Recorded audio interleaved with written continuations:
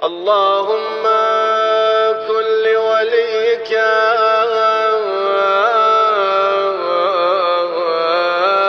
الحجة ابن الحسن. Bismillahirrahmanirrahim. Elhamdülillah Rabbil alemin.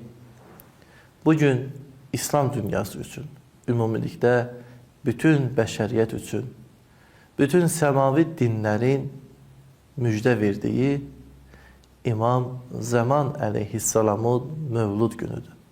Bu münasibətlə hər birinizi tək-tək təbrik edirəm. Uca Allahdan bu günün bərəkətinə hər birimizin şamil olmasını diləyirəm.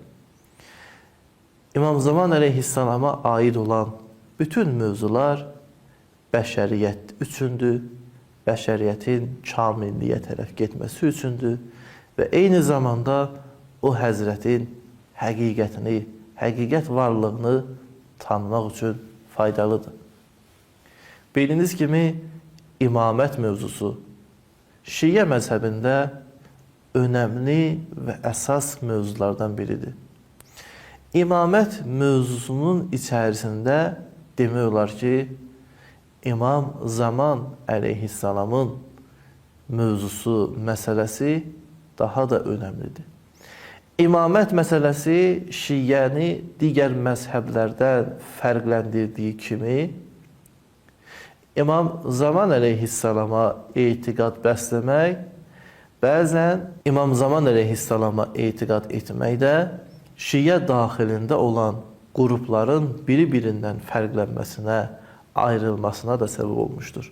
Demək, imamət və məxsusən Məhdəviyyət mövzusu Şiə dünyasına, Şiə məzhəbinə xas olan bir mövzudur. Bu da hər bir Şiə üçün yox, yalnız və yalnız 12 imamçı Şiə üçün. Hörmətli izləyicilər, bizlər hər hansı bir mövzunu, məsələni müzakirə edərkən mütləq və mütləq bu mövzunun mənşəyi haradır, hansı məzhəbdir, ona diqqət etməliyik. İmamət və Məhdəviyyət mövzusu 12 imamçılara xas olan bir məsələ və mövzudur. Buna görə hər bir şeydən əvvəl, bütün digər məzhəblərin fikrinə baxmamışdan qabaq, biz Şiə mənbələrinə, Şiə alimlərinin sözlərinə baxmalıyıq ki, bu məsələni necə müzakirə ediblər və hansı məsələləri tam olaraq təhlil ediblər. Buna deyirlər kəlam-ı təbiini. Müxtəlif formada ilahiyyat və kəlam elmi var. Onlardan da biri kəlam-ı təbiinidir. Yəni, bu məsələni Şiə imamları gətirib, müzakirə edib, açıqlayıb Şiə cəmiyyətinə veriblər. Bu məsələni artıq digər məzhəblərlə müqayisə etmək, təhlil etmək artıq başqa məsələdir. Demək, Məhdəviyyət mövzusu düzdür, bütün dinlər və məzhəblərdə var. Amma biz digər dinlərin sorağına gedincə, digər məzhəblərin sorağına gedincə, Şiə məzhəbi, Şiə hədis qaynağı, Şiənin mötəbər etiqad kitabları bu barədə hansı fikirdədir, ona baxmaq lazımdır.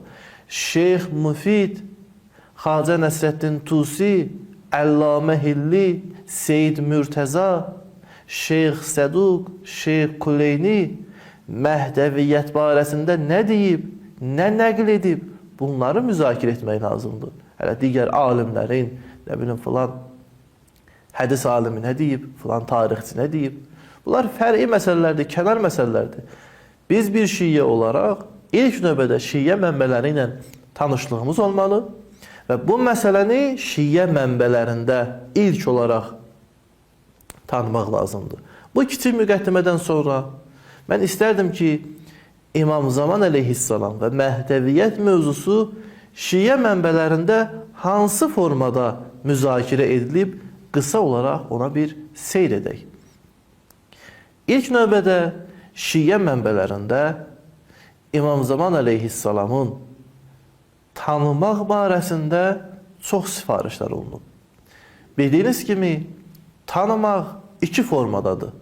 Yəni, bir şəxsi tanımaq iki formada həyata keçirilə bilər. Onlardan biri tarixi cəhətdən tanımaqdır.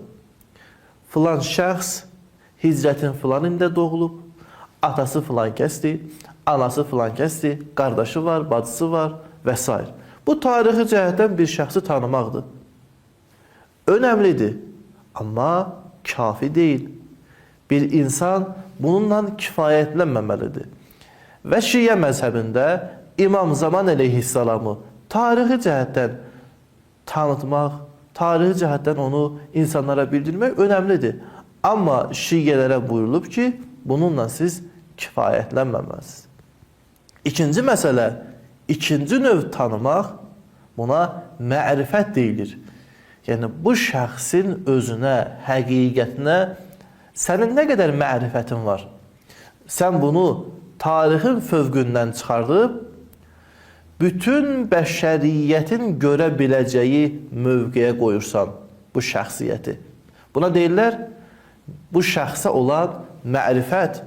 Ola bilsin bir insan tarixi cəhətdən İmam Zaman əleyhissalamı tanısın. Ola bilsin onun doğulduğu ili, günü və s. bilsin. İmam Zaman əleyhissalam heç yox. Ola bilsin bir insan İslam Peyğəmbərini tanıyır. Nə zaman doğulub, nə zaman ilahi rəhmətə gedib, nə qədər uşağı olub, nə qədər döyüşləri olub. Bunu tarixi cəhətdən bilsin. Amma o həzrətin şəxsiyyətinə tam olaraq mərifət cəhətdən baxa bilməz. Necə ki, o həzrətin zamanında bəzi şəxslər fiziki, tarixi olaraq onu görür, onu tanıyırlar, amma ona qarşı mərifətləri yox idi. Bu barədə Allah Teala Quran Əraf surəsinin 198-ci ayəsində buyurur ki, və tərahum yanzuruna iləyk və hum la yubsirun. Onları sənə baxan görürsən, halbuki onlar səni görmür. Peyğəmbəri görürlər, Peyğəmbərə baxırlar, amma Peyğəmbəri görmürlər. Yəni, Peyğəmbərin həqiqi ilahi məqamını görmürlər. Məhdəviyyət İmam Zaman əleyhissalamın müzakirəsi də belədir. Biz İmam Zaman əleyhissalama bir tarixi şəxsiyyət olaraq deyil, bir tarix yazan şəxsiyyət olaraq baxmalıyıq.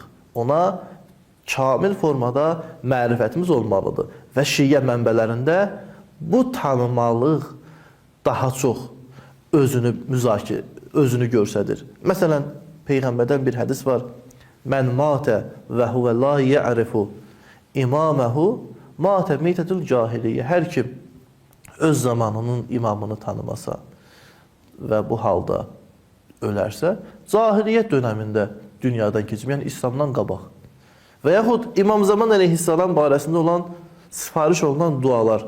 Allahümmə ərrifni hüccətik. İlahi, öz hüccətini mənə tanıt.